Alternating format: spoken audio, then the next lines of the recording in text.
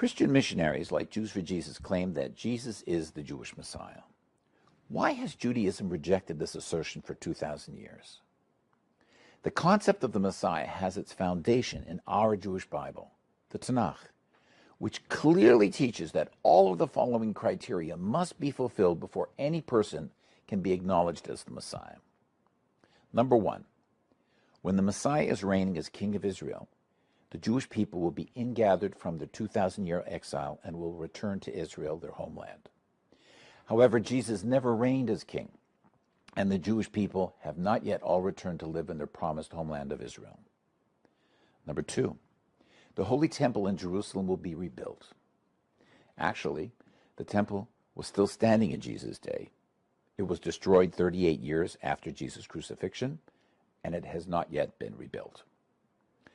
Number three, there will be worldwide peace, universal disarmament, and a complete end to war.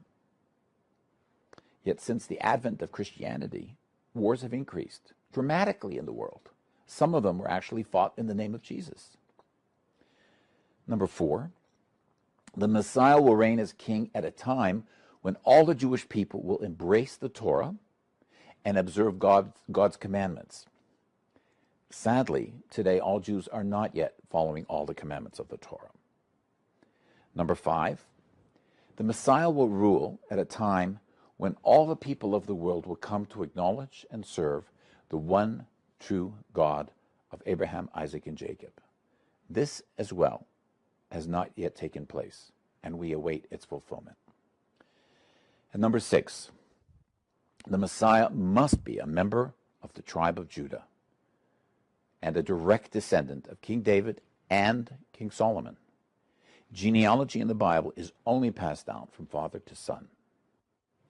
There is no evidence that Jesus really had this pedigree, and the Christian Bible actually claims that he did not have a birth father from the tribe of Judah descending from David and Solomon.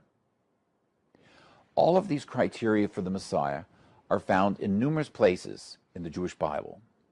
One foundational example is in the book of Ezekiel, chapter 37, verses 24 through 28.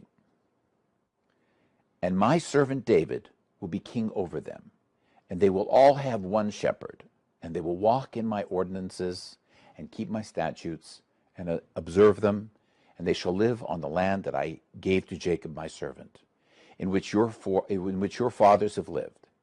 And they shall live there, they and their children and their children's children, forever. And my servant David will be their prince forever.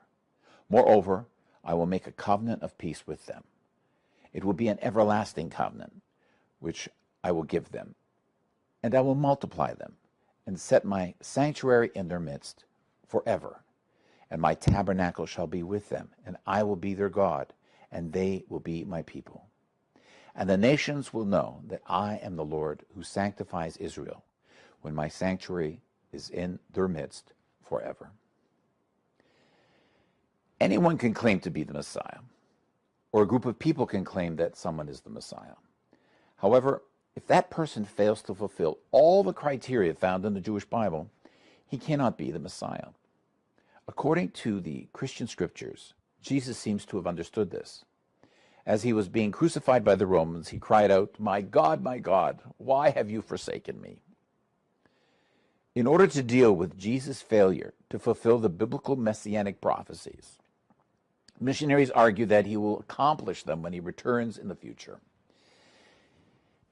It is important to understand that this doctrine of a second coming is an admission that Jesus did not fulfill the messianic criteria. This rationalization for his failure certainly provides no reason for accepting him as the Messiah today. Furthermore, the Jewish Bible does not have a messianic installment plan where the Messiah comes, fails in his mission, and then returns thousands of years later to finally succeed.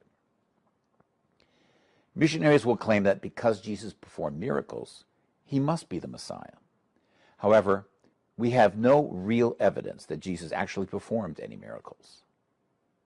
More significantly, even if Jesus did perform miracles, they would not prove he was the Messiah. Our Bible never says that we will be able to recognize the Messiah through the miracles that he will do. The Torah actually teaches that even false prophets can have the ability to perform supernatural miracles. As Jews, we prefer to wait for the real thing, according to God's promises and guidelines. The Jewish Bible provides a clear and consistent description of what the world would look like when the Messiah comes. And this clearly has not yet transpired. So, we still await the coming of the real Messiah. May he and a true utopian world come soon. To learn more about the Jewish Messiah, visit our website at www.jewsforjudaism.ca or our YouTube channel, Jews for Judaism Canada. Thank you very much. Shalom, and God bless.